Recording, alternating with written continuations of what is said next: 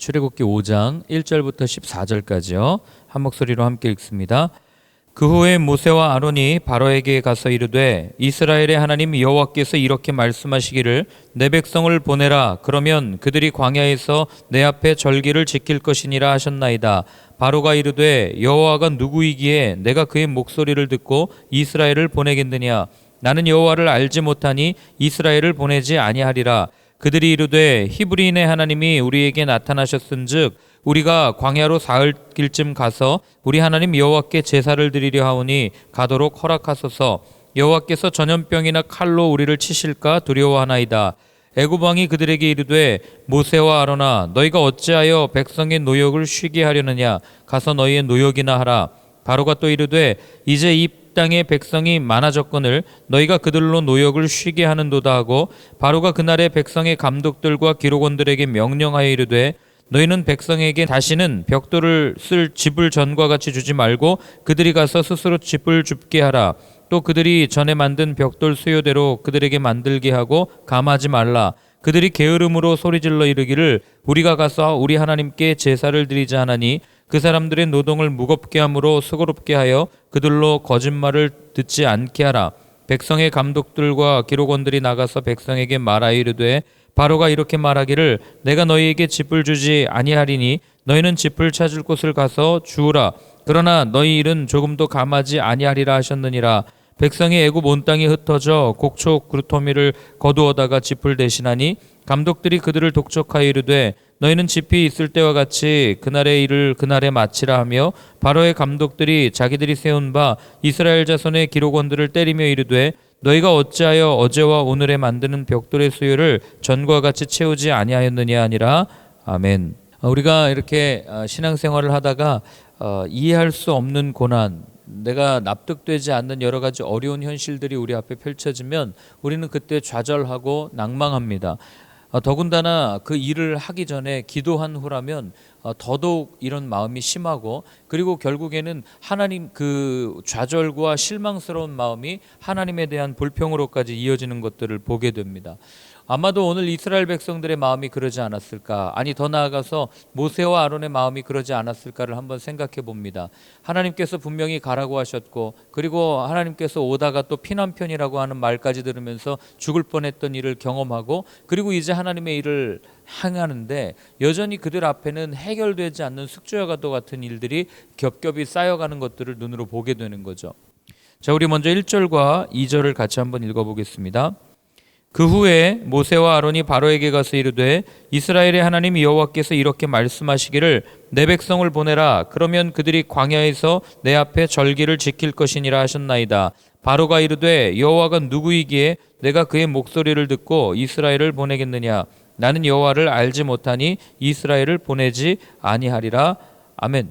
자, 드디어 모세와 아론이 그 바로 왕 앞에 섭니다. 얼마나 기다렸던 순간이에요. 얼마나 하나님께서 모세를 보내기 위해서 그렇게 이렇게 달래기도 하고 이렇게 하면서 여기까지 왔습니까? 그러니 지금 어떻게 보면은 영화로 따지면은 가장 긴장되는 순간이고 가장 환희의 순간이고 가장 어려운 또 그런 일들이 맞닥뜨려지는 그런 순간이 지금 앞에 펼쳐진 거예요.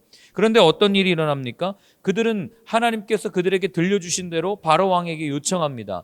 우리가 사흘길쯤 가가지고 광야에서 제사를 드리려 합니다. 절기를 지키려고 합니다. 그러니 우리를 좀 보내주십시오. 하나님께서 보내주라고 요청하셨습니다 라고 왕에게 얘기했어요.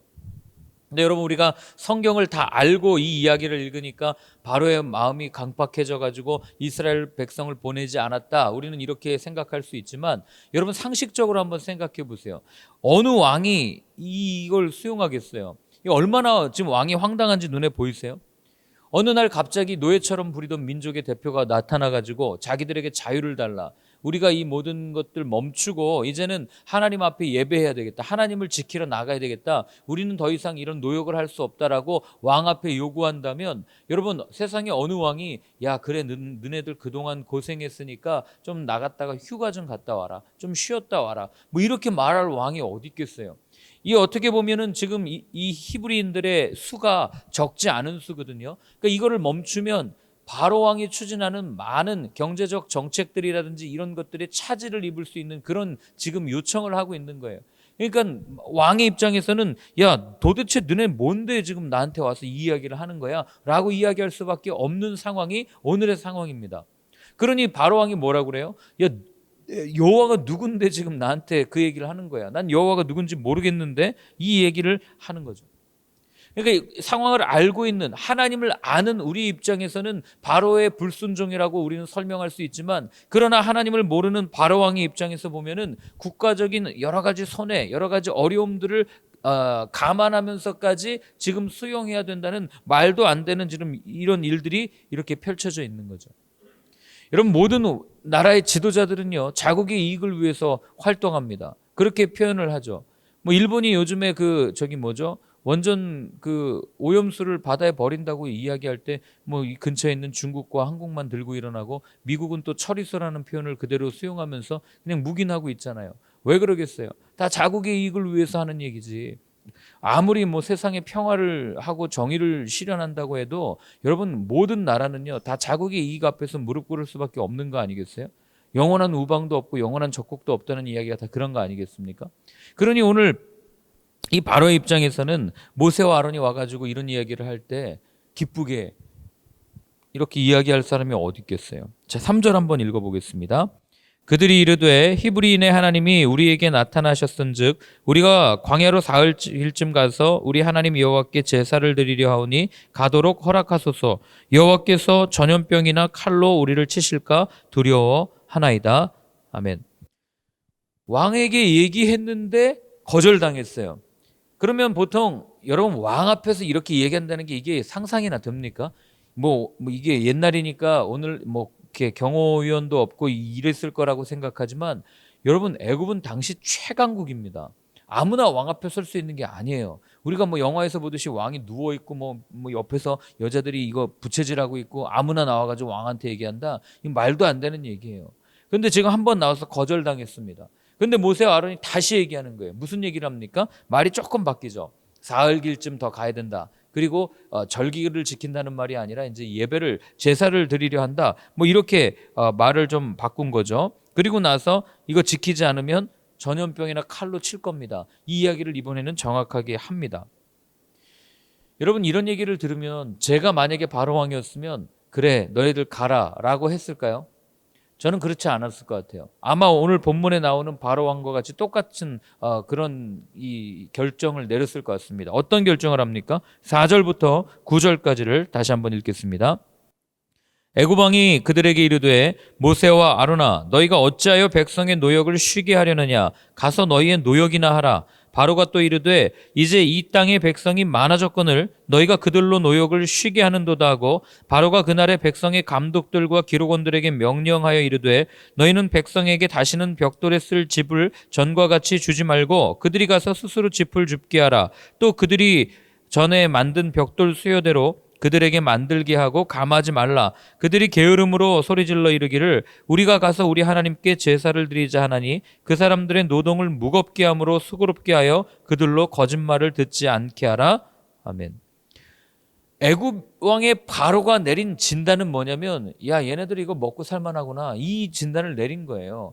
얘네들 일 할만하구나, 얘네들 정말 이제 정말 배부르니까 이런 요구를 하지 라고 이야기를 하면서 벽돌에 쓸 집, 이 벽돌을, 당시 벽돌을 만들면 우린 벽돌 생각하면 이렇게 빨간 벽돌 이런 거 생각하지만, 돌로 구우는 벽돌 생각하지만, 그 당시에는 벽돌을 이렇게 쌓으면 그 벽돌끼리 이렇게 붙지 않게 하기 위해서 집을 이렇게 중간중간에 넣어놨단 말이죠. 그 집이 들어가는 양이 적지 않았기 때문에 이걸 제공해 주지 않으면 벽돌을 만들 때 굉장히 큰 차질이 있는 거예요. 그런데 왕이 보니까 얘네들이 이게 게으르구나, 또는 이게 거짓말하고 있구나, 이 사람들이 소위 말로 잔꾀를 부리고 있구나, 이런 생각을 하니까 쟤네들 먹고 살만해서 그래, 딴 생각하지 못하게 짚을 주지 마, 알아서 갖다가 만들게 하고 대신에 그 벽돌을 만드는 수요는 절대로 줄이지 마, 이렇게 지금 얘기를 한 거예요.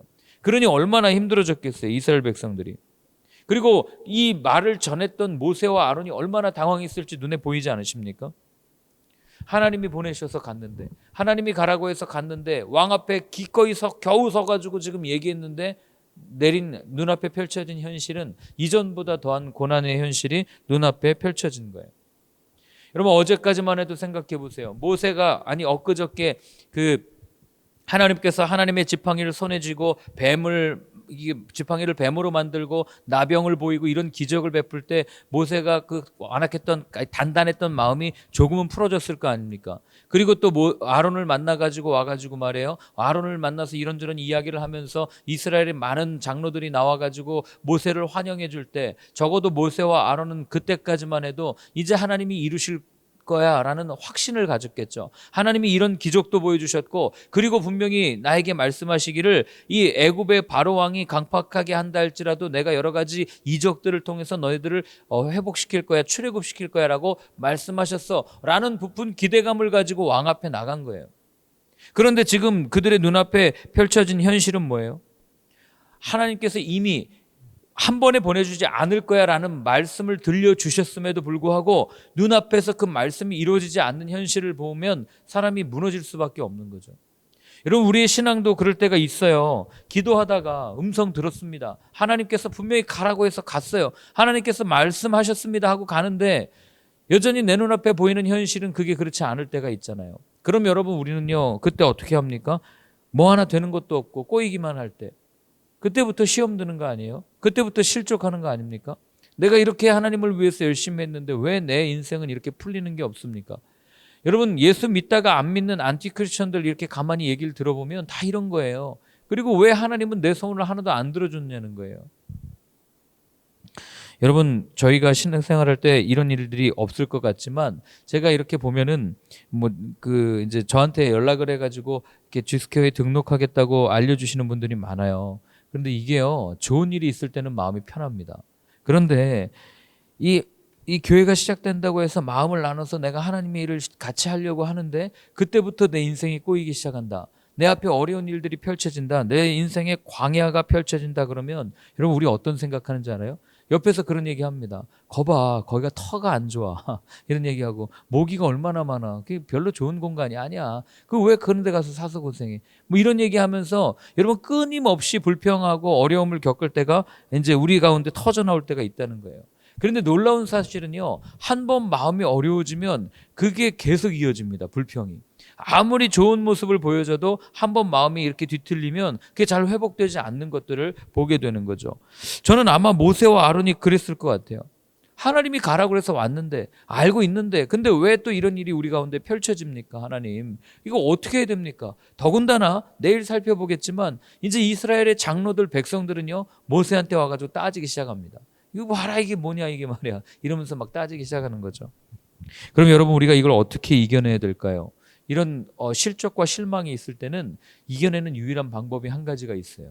그게 뭐냐면 관점을 빨리 바꿔야 됩니다. 어떻게 바꿔야 되냐면, 이건 뭐 인정하고 싶지 않지만 저 역시도 마찬가지고, 우리 모두는요 어떤 사물을 바라보거나 사람을 바라보거나 상황을 해석할 때 거기에는 항상 내가 중심이 되어서 세상을 바라봅니다. 우리는 안 그렇지만 나라고 하는 안경을 끼고 세상을 해석해요. 그러다 보니까 나에게 조금만 불리하거나 힘들면 그때부터 마음이 어려워지기 시작하는 겁니다. 오늘 본문도 마찬가지예요. 이스라엘 백성들이 자기들의 처지와 입장을 생각하고 이것을 해석하면 이때부터는 불평이 시작되는 겁니다. 모세와 아론이 자기들이 전했는데 왕이 받아들여지지 않은 이 현실을 바라보고 이걸 해석하기 시작하면 그때부터 마음이 어려워지는 거예요. 그러나 우리는 모든 것을 알고 있어요. 모세와 아론이 이 어려움을 겪고 난 이후 어떤 일이 펼쳐지는지를 알고 있습니다. 그러니까 우리가 중심이 아니라 하나님께서 이루어 가시는 그 손길, 하나님의 사고로 우리의 관점을 바꾸지 않으면 우리는 이런 불평을 늘 입에 달고 살 수밖에 없는 거예요. 이스라엘 백성들이 겪은 이 고난이 나중에는요 전화위복이 돼가지고 이들이 출애굽을 할 수밖에 없는 요인이 된다고요. 지금 이스라엘 백성들이 울부짖는 이 고통이 나중에는 이들에게 축복의 통로가 된다는 것을 여러분, 우리는 성경을 통해서 읽어내지 않습니까?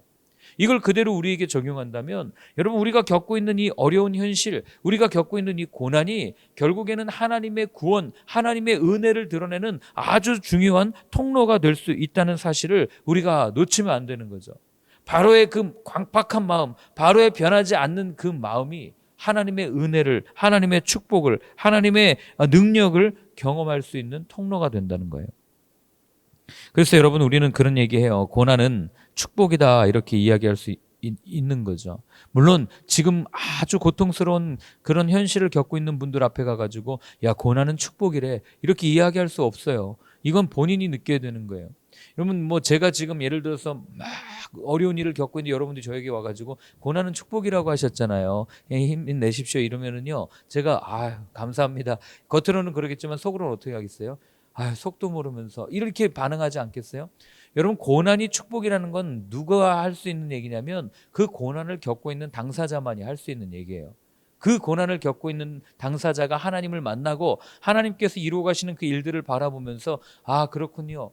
그래서 다윗이 고백하는 거 아니에요? 고난당한 것이 내게 유익입니다. 여러분, 고통스러운 현실 속에서는요, 이게 잘 보이지 않아요.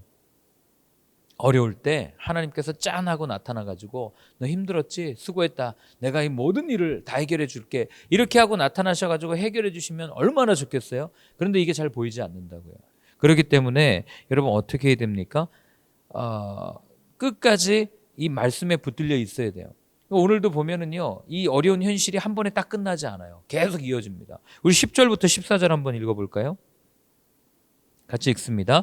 백성의 감독들과 기록원들이 나가서 백성에게 말하 이르되 바로가 이렇게 말하기를 내가 너희에게 짚을 주지 아니하리니 너희는 짚을 찾을 곳으로 가서 주우라. 그러나 너희 일은 조금도 감하지 아니하리라 하셨느니라.